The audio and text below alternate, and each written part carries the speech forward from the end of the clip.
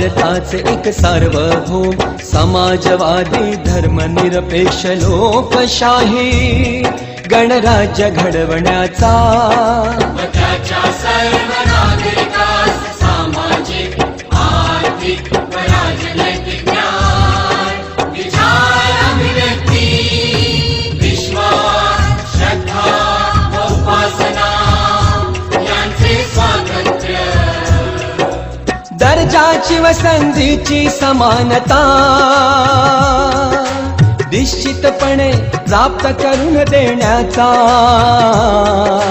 आणि त्या सर्वांमध्ये व्यक्तीची प्रतिष्ठा